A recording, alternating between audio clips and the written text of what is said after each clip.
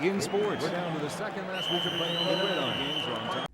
Welcome to the NTV Sports Central Podcast number 20. We hit 2-0. Let's go with your host, Randy Silver, NTV Sports Reporter. We have a jam-packed episode for you, football fans, volleyball fans.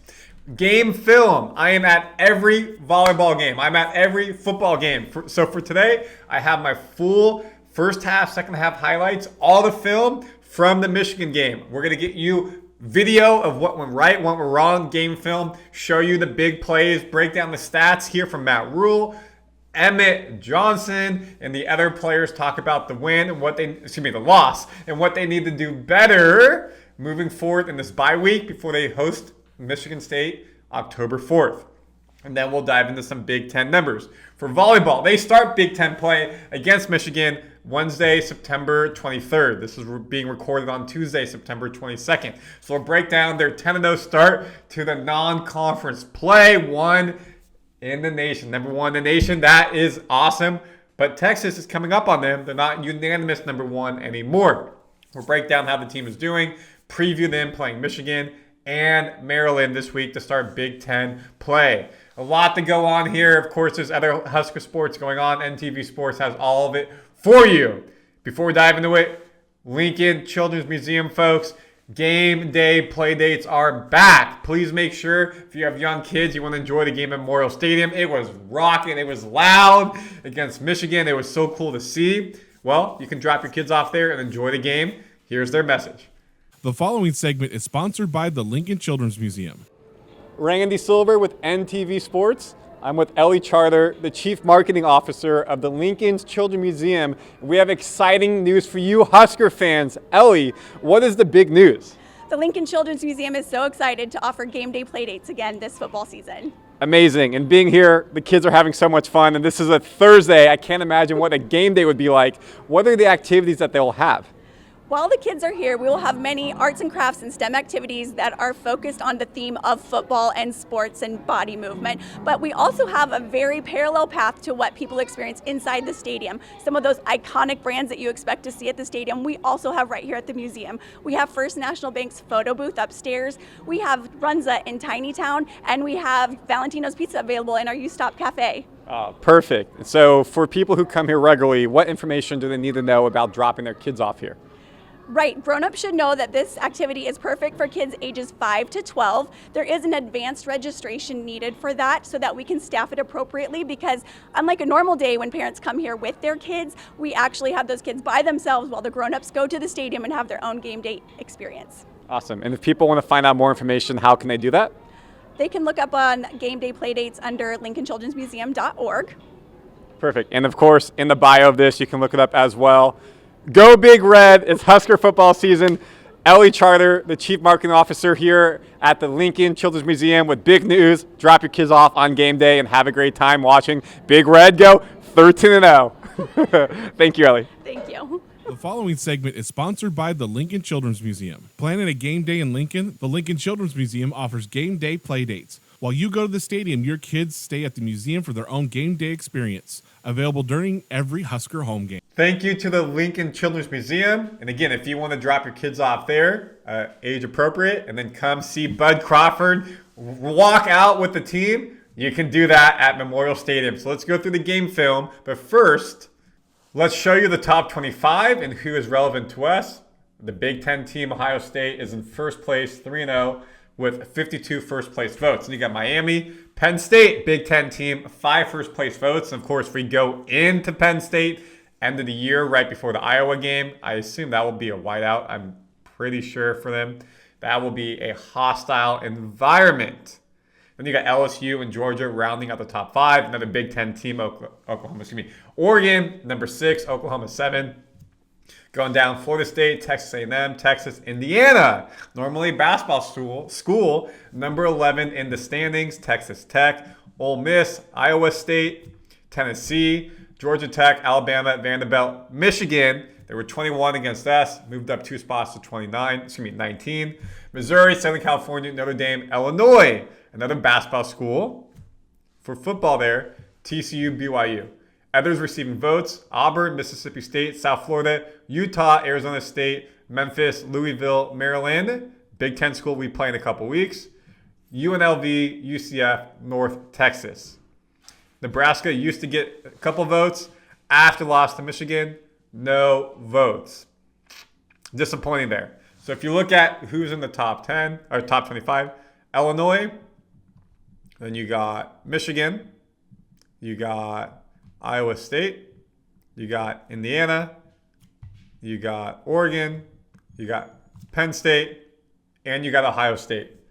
So for me, that is 7 teams, if I'm counting that correct, from the Big Ten, who are ranked. Good for the program, good for the Big Ten. If you look at overall, again, here's the Big Ten standings. Everyone's had one game, or they'll play their first game this week. So other than that, there's really not much more to talk about. Obviously, Nebraska's 0-1, 3-1 on the season. You beat Cincy, you beat Akron, you beat ACU. Against Michigan, you lose 30-27. So that takes you to, hey, let's dive into some of the game film for you and talk about what went right and what went wrong. The first place to start has to be the Bud Crawford runout. I'm going to play the sound here, take myself off the screen so you get the full experience. Of course, he went up to 168, beat Canelo.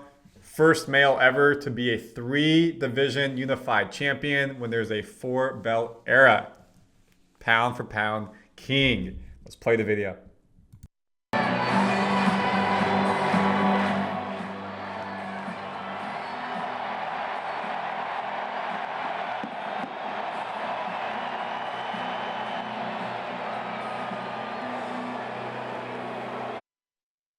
Just to show you, see him right there in the white hat. And by the way, folks, I'm so blessed and honored. This is my view.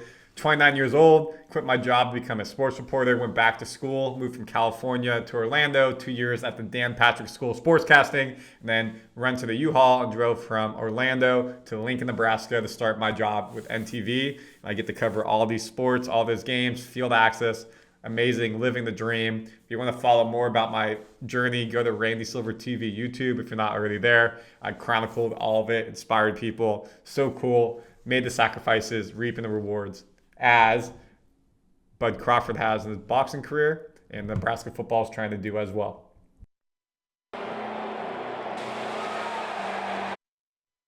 And there the man is, 168 for being the 168 champ.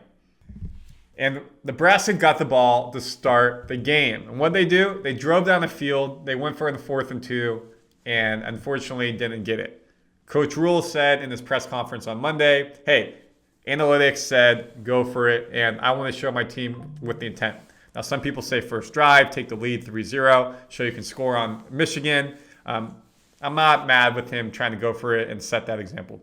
This throw by Dillon across his body, unbelievable. Getting to Lindemeyer, this got the crowd up and going. Passing, he had over 300 yards passing on the game.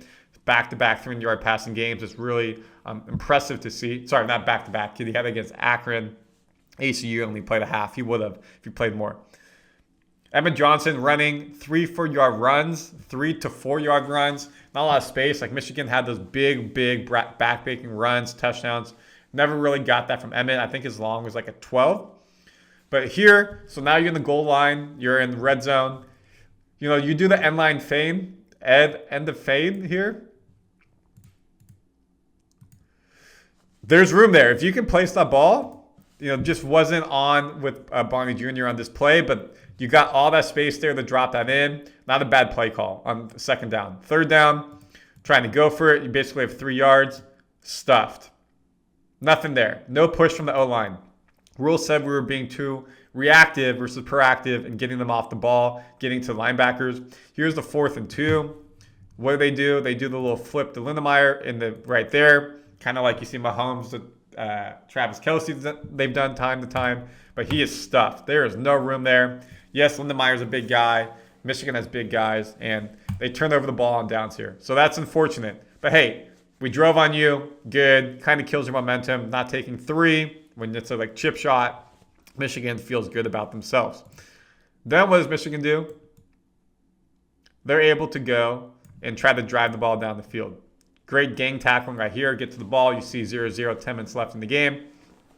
Bryce Underwood, as a freshman, true freshman, I was impressed. Standing next to him on the field, he's much bigger than I thought. He's like 6'3"-ish, I would like to say. Very broad, very thick. But hey, Nebraska defense did its job, was able to get the ball back for the offense, and they did a poor punt. Then, what happened? Nebraska goes for the field goal, and they miss it. So they got good field position. They weren't able to really do much with it. They're trying to drive, again, give the ball to Johnson. Coach Rule talked about in his press conference on Monday, we got to get a second running back going. It can't just be Johnson the whole time, even though Emmett wants to be that workhorse. One of Raiola's 7 sacks, and you kick it. And Kyle, 2 for 3, had to miss the field goal on the season. Didn't get a chance in the first drive. Second drive, misses this right. Just said it was a bad kick. Good operation. That's on me. So there's 6 points off the board. You lose 30-27. Could have been up 3-0. Could have been up 6-0. Instead, it's still tied 0-0. Michigan's feeling good. Loves getting the fan signs. So, and then, fair enough. Michigan fans are super nice out there. I enjoyed meeting them and talking to them about being there. Now you got Bryce back at QB, and he was pretty accurate, but there was just no room. But the tackling, you'll see this again and again, especially in the fourth quarter, folks. What happened on that fourth quarter? Third down conversions. They went 3 of 3 or 3 or 4 in the fourth quarter in that big drive with 8 minutes to go, and that won them the game. You couldn't get off the field. Tackling, missed tackling. Boom. Another field goal by, the first field goal by Michigan right there. They take the lead. Nebraska never had the lead, always playing from behind or tied. Special teams look pretty good across the board. Can't be mad about what they did. Ja'Cory Rule said, hey, we wanted to try to get something going on that one. He probably should let that one go in the end zone in the late third, early fourth, where he caught the 4. But other than that, he was pretty happy with how everything went. So this is the next drive. Hey, they get the field goal. What's happening? Let's go ahead and try to score. Let's try to get tied. And the interception right here, we'll replay it. Just Rule said that what needed to happen was the tight end needed to sit. Said sitting. Let me move my camera.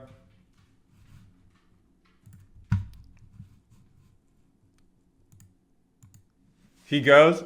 He does the out. I didn't really get it. But they were able to jump it. And then, of course, the little bobble and get it. But if he sits, then it's an open pass. So that's something that they have to be cognizant and aware of. And now they get to celebrate.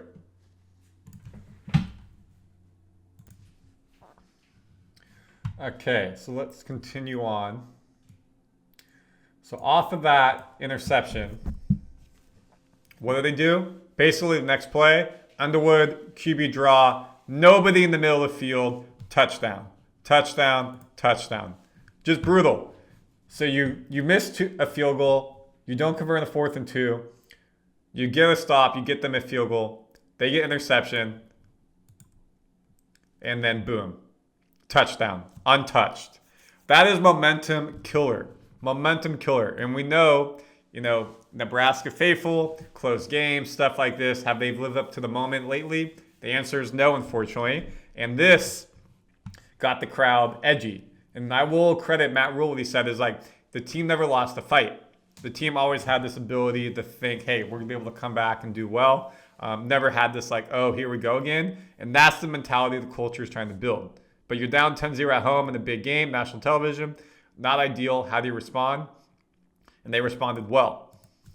So now you got the next drive. Can Dillon drive the team down the field? Here, one of his 7 sacks again. He talked about holding the ball on too long. You play HCU. You play Akron. You're not playing the most talented teams. Probably got a bit too comfortable in the pocket. Needed to get the ball out quicker. They go 3 and out. We got to see Archie Wilson punt for the first time, the Australian. We saw him in Kansas City punt. They're not punting against HCU. They're not punting against Akron. So his first time punting at home, I should clarify.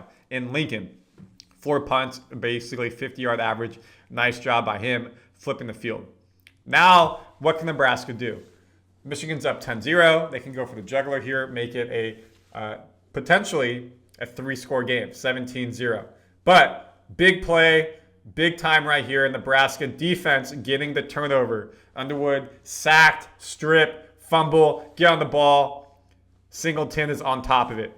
Give credit to where the credit is due here. This was a massive point in the game. This got the crowd back into it. Sidelines into it. Hey, we need to make a play. We need to make a play. We make a play. Let's go through it one more time. You can see him step in right there. I think it's number 57. Excuse me for not having the name. Stripping it, or right there. These two put hand on ball. You're seeing nowadays people punching the ball. Great to see. Boom. Ball's out. Get it. So what do you do once you get the ball back? That's the question.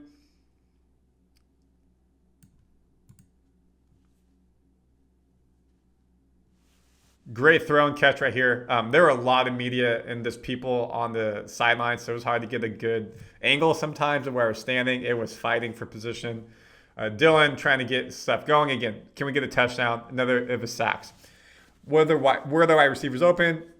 Could he have got rid of the ball, thrown it away? But hey, missed the first field goal. Get the second field goal made. And normally the balloon tradition is after touchdowns. Fans a bit eager to do it after a score. Put them up after here, the field goal. I've never seen this before. It was never a part of this. Didn't really know this was a thing, to be honest. So this was cool to see live, and just all the balloons up in the air. And then when they did get their touchdown, people did hold on their balloons and did it a second time. So then you kick it off to them. You're down 10-3. And what can your defense do? Can you hold them? Big sack here. Number 15, Deshaun, love him. He's looking really good. I think he'll be a good NFL player as well. Comes from the NFL family. You get the ball back. Can you drive and can you make the game 10-10? So you're going to drive the ball here with Emmett Johnson getting down. Some good passing as well. And then it comes to the play here where they ended up scoring to make it 10-10. And there was a great play by Dylan. Matt Rule said, he made the read, saw the breakdown the defense, threw it perfectly to Ja'Cory. Here's the play. Over the defender, perfect spot. Defender from the corner could not come over and get to him. Touchdown. 10-10, obviously with the made PAT. Cheerleaders are loving it. Fans are loving it. We're back in. Hey, could be 16-10. Could be much worse. But then what happens? The backbreaker. Literally their second player, the next play of the drive, after the kick return, touchdown. Now you're down again. It's deflating for the fans. It's deflating for the team. It's deflating for everybody supporting Nebraska and being there. You just tie the game up, go down, get a stop before halftime, and let's go in tied 10-10, or maybe you can get a 13-10, 17-10. But the problem is as well, he goes untouched. Look at that. So it's just a quick read. Gap is not being held. Linebacker, free safety misses it, and then it's a foot race. He gone. He had over 150 yards rushing, I'm pretty sure. Tough. So now you're down 17-10 right before half. And it looked really bad in the 2-minute offense. They tried to do the 2-minute offense for HCU, for Akron, something to work on, and didn't look good. And they kept trying and trying and trying. And then Dylan gets a sack right here. And there was like 30 seconds left. The crowd's booing and awing. Nothing happened. Michigan didn't call a timeout, and Nebraska called a timeout with 1 minute to go. Sorry, 1 second to go. And what they do with that 1 second? A Hail Mary. And I just happened to be going to the tunnel to get something for halftime. And I was at the right place, right time. They rolled. Dylan rolled to his right, threw it. Ja'Cory Barr Jr. goes up and gets it. Touchdown. And this place was loud. I'm going to play the video in a second with the sound. Never heard Memorial Stadium that loud. I know you all have been around. But it was crazy to hear how loud that was. Right place, right time for me. And this made it 17-7.5. 17-17.5. And everybody's just going wild.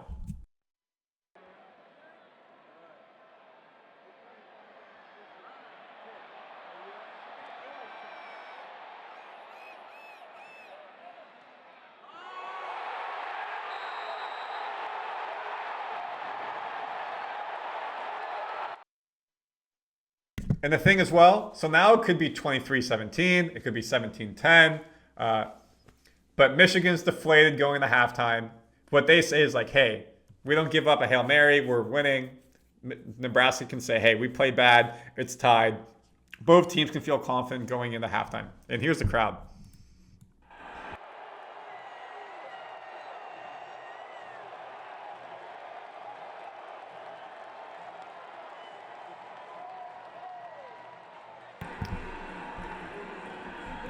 It feels different, right? It feels different. That's the energy you're getting right there. But then the second half came, of course. And the chances were there. Michigan got the ball to start the second half. They didn't do anything with it. So Nebraska was able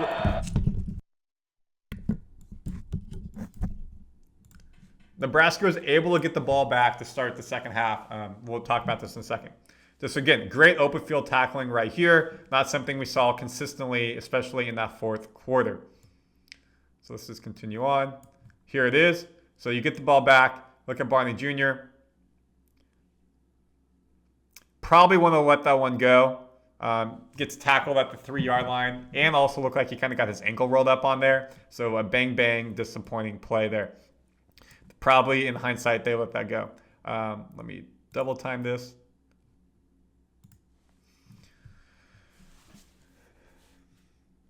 So now you got to drive all the way the whole field. And Michigan's defense was very stout here. You can see here, run, Emmett, no space. Dane Key with the catch, really nothing going on. Now Archie's got a punt out of the back of his end zone. And again, give him credit. Did a really nice job. Was able to pin the guy, put it toward the sideline. No real return. Make Michigan do their thing. And what did Michigan do right here?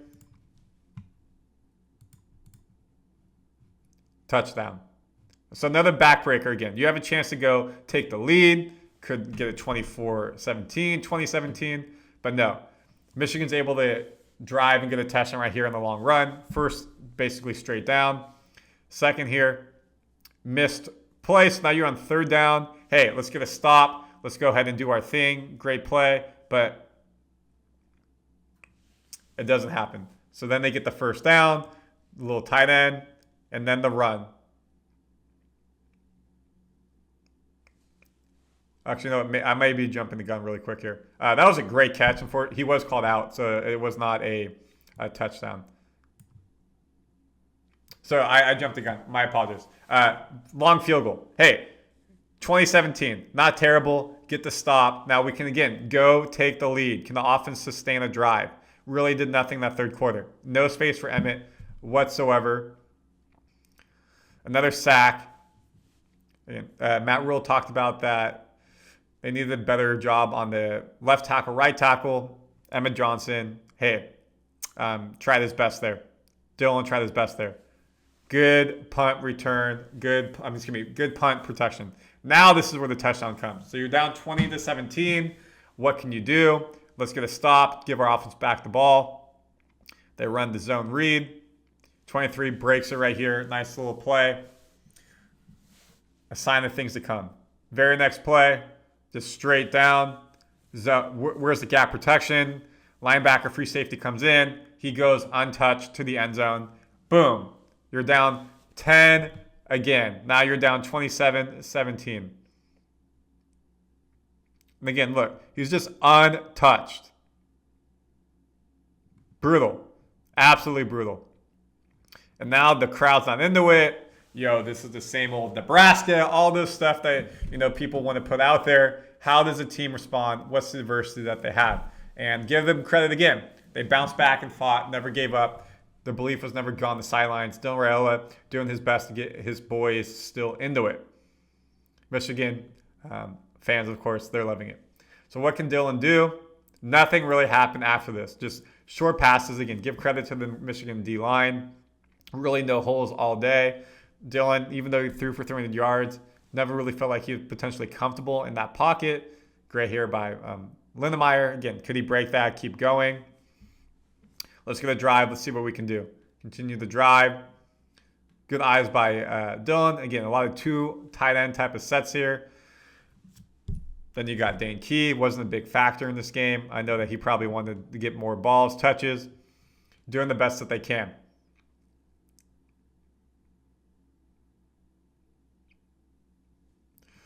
Emmett in the flat, again, talked about wanting to be a good pass catcher. Really has showed that. Probably his best round of the day. Great hit right there by Michigan. So now we're driving.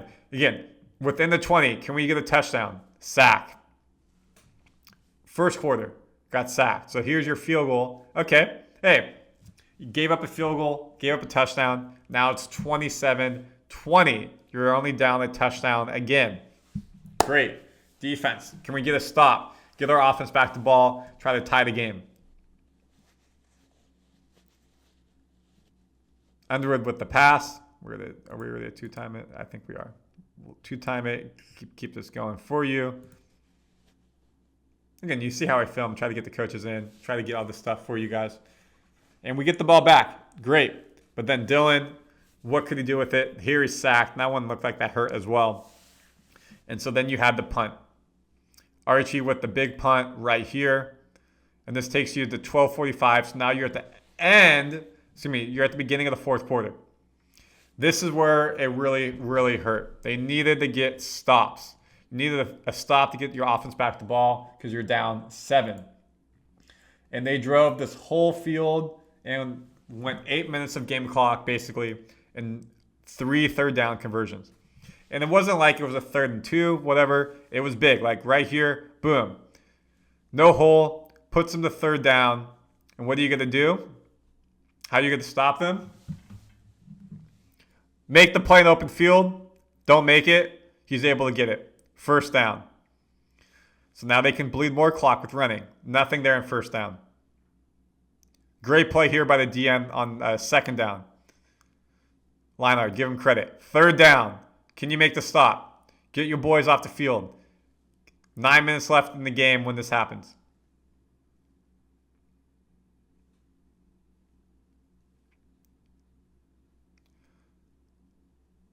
This is a little swing route. Got to make that tackle. You make that tackle, your team's off the field. They don't. 12 to 15 yard gain. 1st down. Another 2 to 3 minutes of game clock will come off. Right here, they try to do a screen. Nothing. Run. Bottled up. Great tackle. Now, again, 3rd down, folks. 3rd down. What are you going to do? Just open hole gap. Gets 15 yards-ish. Touchdown. Touchdown. Move the chains. Now they're getting closer to your red zone. Run. They're just going to continue to run the clock out. And they end up taking the field goal. So Nebraska gets the ball back with like 3.5, 4 minutes to go. You're down 10. You got to go quick. And they use the short passing game, basically 2-minute offense. You can see 4 minutes on the clock right there. Continuing to go. Dylan, look at that. 1, 2, 3 reads. Find open person. Go. Tries to find Dane here. Was about to get sacked, threw the ball. But impressed by Dylan running 2-minute offense. You see his feet in the pocket. He's choppy. He's moving up and down, avoiding the pass rush. Now, again, the question is, what can they do to be effective? Do this throughout the game. Not have a third quarter slump. Dylan's lucky right there. That could have been a turnover. And then I think this is the play with Jacory. That was a big play. And then where's my mouse? Open space. Again, just making open space tackles. A lot of the stuff that Nebraska wasn't able to do, that could get you there. I think this is the play with Jacory. This, to me, is impressive. So look at Dylan. Goes long, trying to find this guy. Boom. That is a pass interference. 15 yards, stops the clock, move the ball. Great. Cool. It's not NFL where it's a spot foul, of course. Now, this is the play. Look at what Dylan does here. Sees the defense. Calls out the mic. Sits in the pocket. 3-step drop. Rolls. He has a man in his face. And he sees Jacory, who's going to be coming across your screen. Look how he throws this ball. He throws it sidearm around the guy. Almost like a no-look. Jacory's got 2 guys coming on him, trailing him. Catches it in the breadbasket and knows he's about to take a hit. This was targeting helmet to helmet. They said he was a runner. So it wasn't official targeting in terms that the guy's ejected. But holds on to the ball. No concussion, thankfully, everything. That's a big play. That's a wide receiver and QB NFL type of play. Now what you got to do is score. They do the quick run pass option, get it out to the tight end, score. Central Nebraska zone, first touchdown, Heinrich. Congratulations to him. First touchdown receiving for Nebraska. Now you're going to be down 3 with about a minute and a half to go, 2 minutes. You need to get the onside kick. Can you do it? Can you get the onside kick? Yes or no? Let's hope you can. Dylan with his uncle right there. And again, I love Dylan's leadership. He's always on the sidelines talking to his players, coaches. He gets a bad rap from the media, what I see on social media. Onside kick.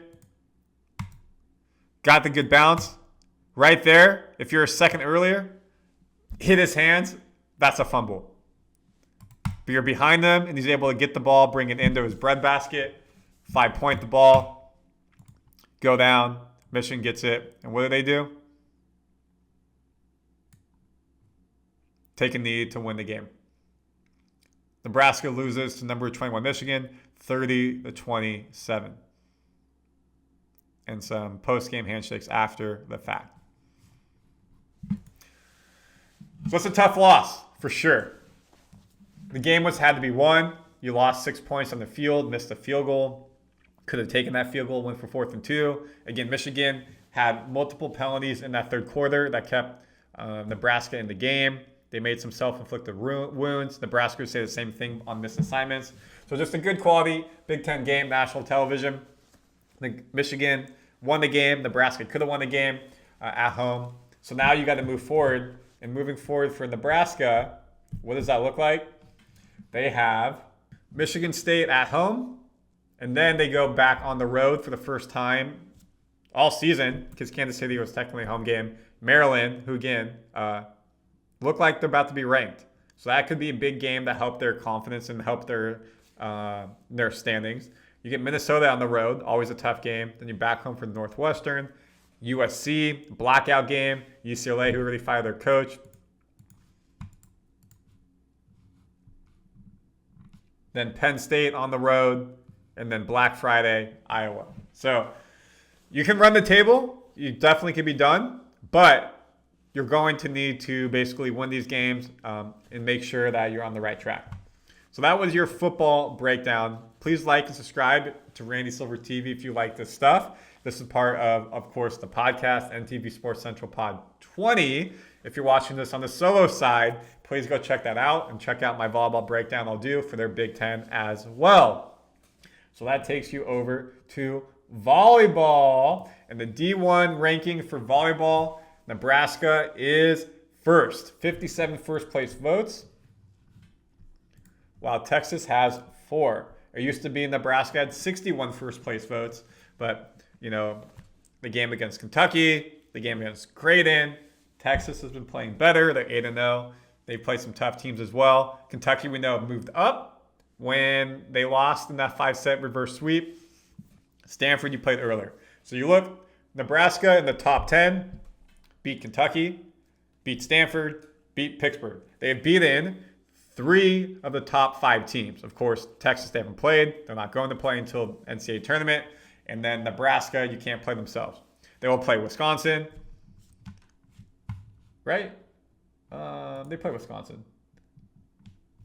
Do they play Wisconsin this year?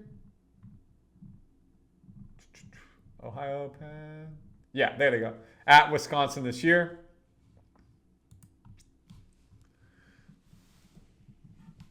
Minnesota. When you go to Minnesota, is Minnesota on the schedule? Yep, they're at Minnesota. So those are ranked teams that they're going to have to play. Inside the top 10. They already beat Creighton. They beat Utah. So you beat Utah, you beat Creighton, you beat Pittsburgh, you beat Stanford, you beat Kentucky. 5 of the top 25 ranked teams they've beaten, earning that 10-0 record, number 1 in the nation. You look at Big Ten Conference. Again, this is all starting this week. Who do they have to start? You got Michigan at home. Can they avenge football? And then you got Maryland at home for this week. 6 p.m. on Wednesday, 3 p.m. on Saturday. And Penn State, folks, Penn State missing their All-American Freshman of the Year player. I forget what her name is. I apologize, but she walked away for mental health reasons. We wish her all the best. Penn State doesn't look as dominant as they have in the past. Of course, reigning national champions. And then records. So you got 2 away games. They haven't had an away game in a long time. Creighton, away game, fair enough. but I would say it was like 67% Nebraska versus Creighton fans there. It was loud, but still away game. But a true away game outside the state of Nebraska was here, Lipscomb and Kentucky, but those were neutral site games. Then you had the AVCA, of course, in Lincoln. So the game against Penn State will be their first time playing at an away center that's not in Nebraska. Creighton, again, you guys get what I'm saying. If you look at the overall sets Nebraska's played, they've played only, where is it? Nebraska. 36 sets. Some other teams have played much more, meaning Nebraska's won 3-set sweeps. You look at Arizona, you look at Lipscomb, you look at Utah took the first set actually. You look at Wright State. So they play some lesser competition, but against Kentucky, 5 sets. Against Stanford, pretty sure it was 3 sets. Against Pittsburgh, it was 4 sets. Against Creighton, it was 5 sets. So the tougher games, they've gone in. So when you look at the number of kills per set, how are we doing? 14 kills per set, right there at the top of the conference, which is good. You look at their hitting percentage, which is always historically really good, 308. Hitting the ball really well. Assist-wise, Bergen is doing a great job playing. Of course, Campbell has got in as well, Campbell Flynn. But, when you're not playing as many sets as other players, you're not going to have as many assists. So if you look at the assists per set, that's what really matters. Hunter Campbell's UFC. Bergen and Campbell together are basically 13. The majority of that, of course, is Bergen. Looking at blocks per set, 2.32. So I feel like they maybe could get a bit more. It feels like they do get a lot of blocks, but not as much as other teams. You look at digs per set. Always a good digging team. At libero, you have Laney, who started. Now it's Carey. Harper going around, digs well. Andy digs well. Bergen digs really well. All this team, Torreya playing back, does a nice job. Opponent percentage, that is what you want to see. Let me move my camera. 122. Yes, folks. Huskers are holding their opponents to hitting 122. And you're hitting what? 308? That is dominance. Great defense, great offense. You look at service aces, which is something that I know they talked about wanting to improve on. Only 32. So not a lot of service aces. You see other teams up there much more. So when you play some of these teams in the Big Ten, got to be careful with how that goes on. Service aces per set, of course, not going to be there. And then return percentage.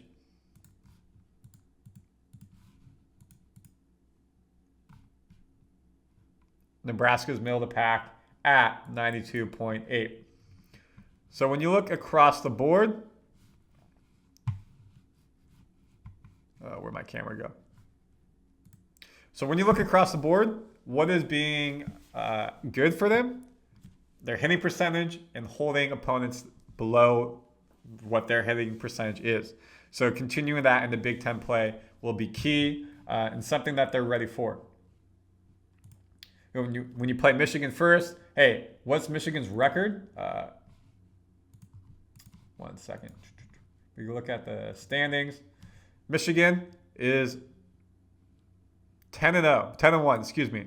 Nebraska 10-0. Michigan State 10-0. But who has Michigan played at 10-1? Wake Forest, Cincinnati, Eastern Michigan, Florida Atlantic, Marshall, Southern Indiana, Virginia, Central Michigan, Notre Dame. But they haven't played Nebraska. They haven't played a level of talent. This tells me also they haven't played a top 25 team. So it's a bit misleading. They're 10-1. I do expect this to be a 3-set sweep for Nebraska, especially at home. Big Ten opener. Get it. Same for Maryland. Again, Maryland is ranked. They're 7-3. Who have they played? Georgetown, Coastal Carolina, North Carolina, Old Dominion, William & Mary, UMBC, Delaware State, Davidson, Wake Forest, Coppin State. So actually, they're not ranked. Seton Hall, excuse me for saying that. They open with Iowa. So if we go to the D1 standings,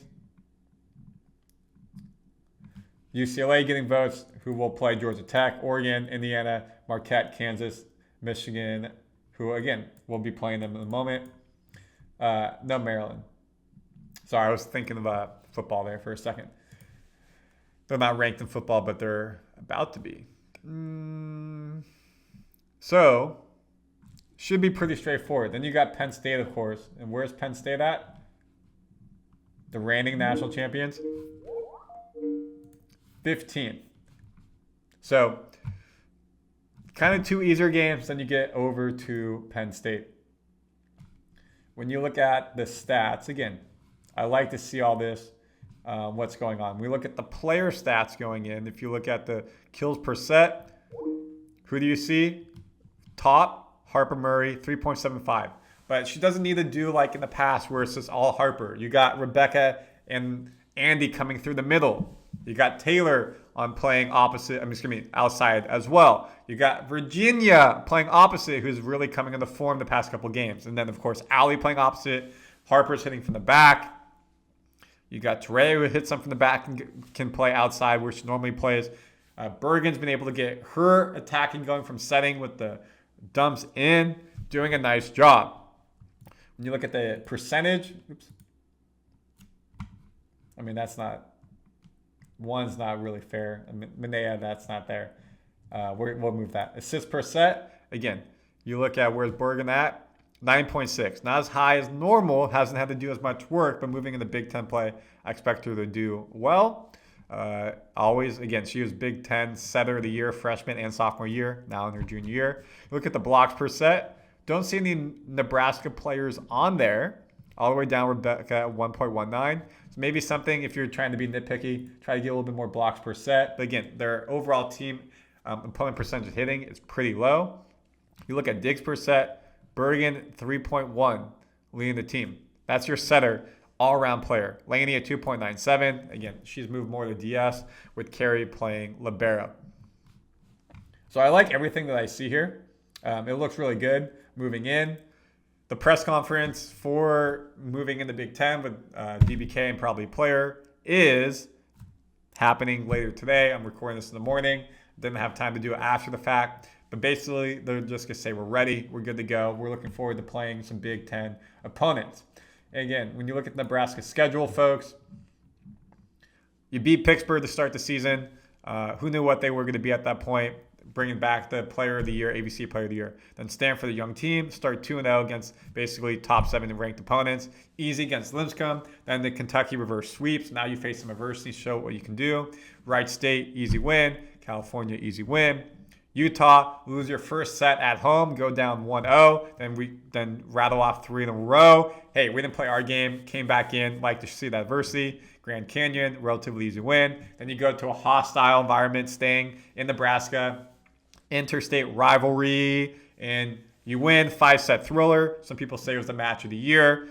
Win sets 1-3-5, lose 2-4. It was loud. It was so much fun to be there. Now you have Arizona coming home to finish off the Big Ten play, 3-0, and now you move into Michigan and Maryland. So the team is cooking. DBK era still has not lost, and they're looking good, folks. They're looking pretty good. Again, you got Penn State on the road. You got Rutgers on the road. You come back for Washington. Then you go to Purdue, Michigan State, at Michigan. So they got some road tests coming where they've had some nice time playing in Lincoln. Like what I'm seeing from this team. Like what I'm hearing come from this team. This team is gelling. It looks like they're gelling. Obviously, stuff that happens in the locker room. Sometimes you do know, you don't know. But overall, across the board, Nebraska Volleyball looks like the number one team. They're playing like it. Now it's time to go to Big Ten play. And then, you have to mention, lastly, if I can get to it in 1 second. Where is it?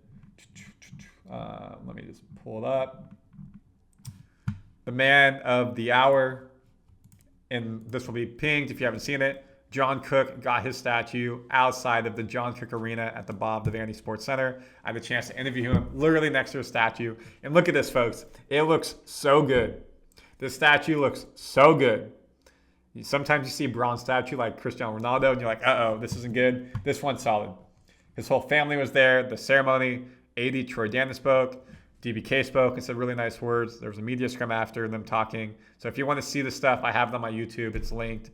Just overall, a great day to celebrate someone who championed not just Nebraska Volleyball, women's sports, and helped make it mainstream in everything he did. So if you're watching this, that's the end of the volleyball portion. Go ahead and check out the football part if you didn't check out the football part. This is NTV Sports Podcast 20. If you're watching this as a breakout, this is a part of both of them. Thank you for being here with me. We'll have no more football coming up. They got a bye week, so if anything breaks, we'll let you know. Then volleyball has their game on Wednesday. I'll be there, game on Saturday, so we'll try to get something out on Sunday breaking down how their week goes. Thank you for watching. Please like and subscribe to Randy Silver TV and NTV Sports Pod, NTV News. We'll see you guys soon. And girls. In sports, we're down to the second last week of playing on the gridiron. Games are on top as well.